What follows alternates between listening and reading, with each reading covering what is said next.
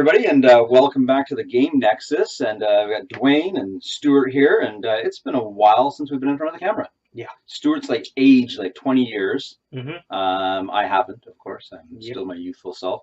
And we're back playing Guild Ball again, and it's been a long time. We're actually only on episode 3 of Momentous Knockdown. Mm-hmm. But you know what? We jump back into Guild Ball, and every time I don't play it, I don't miss it. But then when I do play it, I'm like, this is fun. Yeah, it's so good. Yeah, and I think part of it is my mindset these days is towards these. What do you call them? I want to call them board games, but we're kind of in that not war game. Yeah.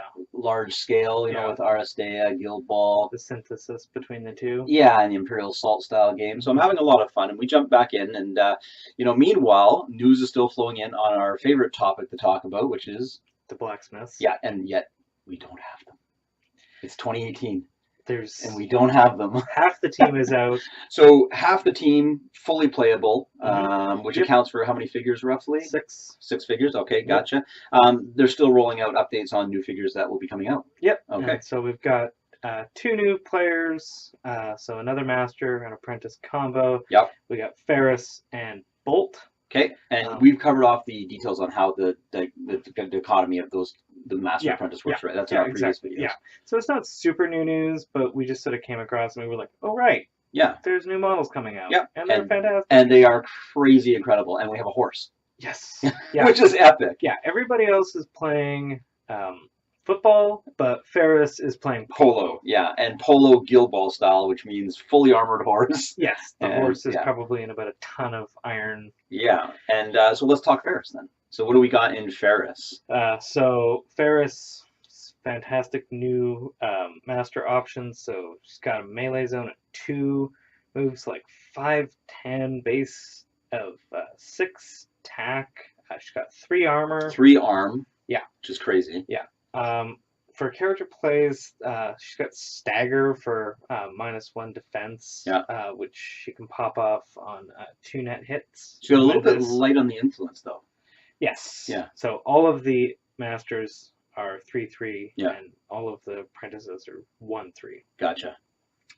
Then she's got quick foot, so she can get +2/+2 move. Gotcha. So that brings her up to 12. Yeah. Wow. So 18-inch goal threat. Theoretically. Yeah, she's moving fast.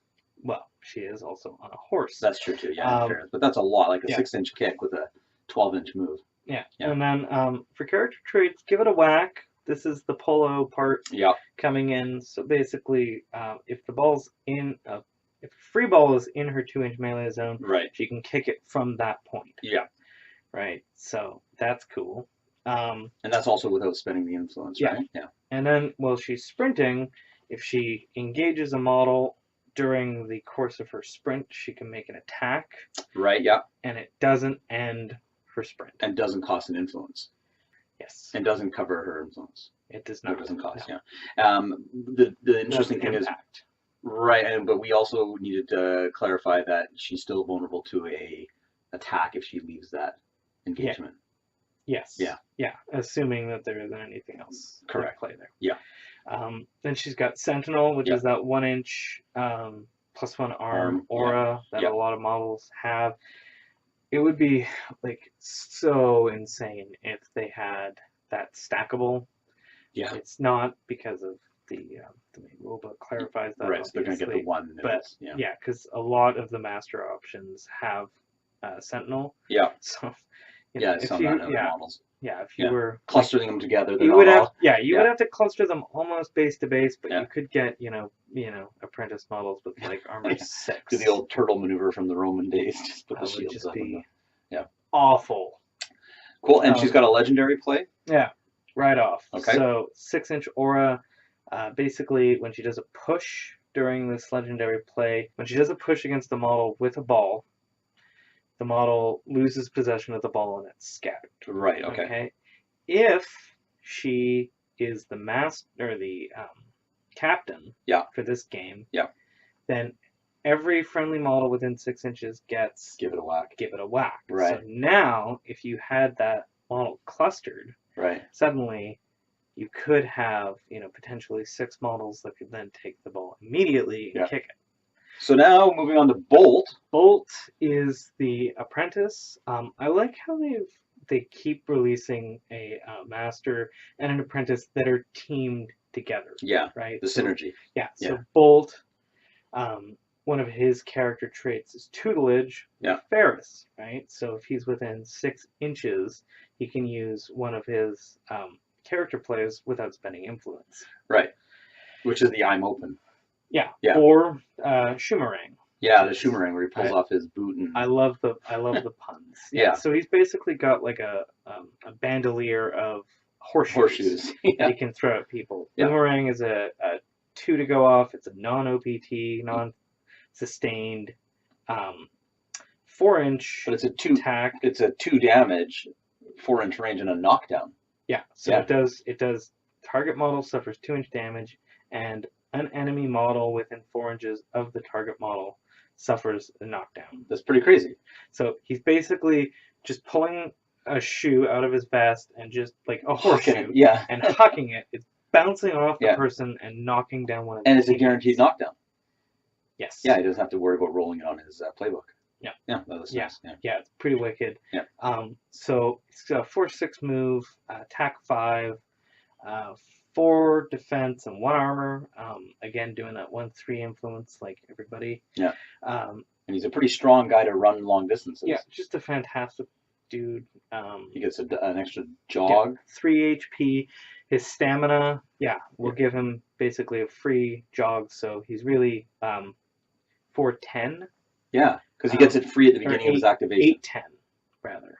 Yeah, 8/10. So he has to make he can only make the 4-inch at the beginning. Yeah, and that's a character trait. Yeah, there's no payment for that. Yeah, whereas most models get that as a character play. Yeah, well, referencing Harmony, if she inflicts damage, then she gets her 4-inch. Yeah, and a fair number of Morticians also have access to that. Okay, yeah, no, that's good for a little guy like that. Yeah. So, and then we have this guy. The interesting thing with the model on this one, and we're kind of split on opinions on it, is that this is the first time I've seen a Guild Ball model that actually has elevation. So they've rendered him sort of jumping.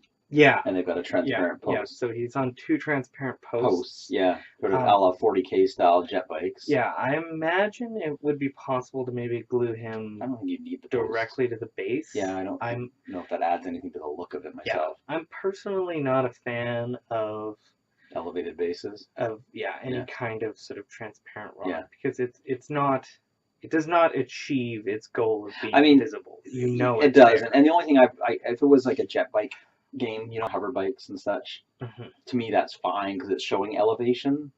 But on a model, he's not flying. So and I magnetize all my bases, so having them on the thin lucite pegs, gonna just and 2 of them nonetheless. So these are 2 really good new models. They're slowly filling out the roster for the second box set. These new plastics are just fantastic. They're so well made. If you had complaints about the kickoff set, put them out of your mind. The new plastics are great. I'm sure most people have seen the farmers at least by now and know that Steamforge really took that critique of the first gen plastics to heart, found a really good manufacturer. They're pumping out some really quality product. It's exciting. And I don't have an excuse not to have my own Guild Ball team. You have literally no excuse. I was holding on to that as my last excuse, saying I gotta wait for the Blacksmiths. Yeah, and now they're out. Now they're out. And so. It's pretty much the cheapest price point for a 6-man team. Yeah. We've had in the game. So. Well, and then also make sure you reference our previous videos because we have been going through the Blacksmith lineup. So. Yep. Yeah, excellent. Link to that. Well, thanks for tuning in, guys. Make sure you like and subscribe to the channel. And like I said, Stuart and I are back on the Guild Ball train, so expect some more Guild Ball content coming your way. We got some battle reports here and match reports and more content as it comes out. Yep. So thanks for tuning in, and you guys have a good one.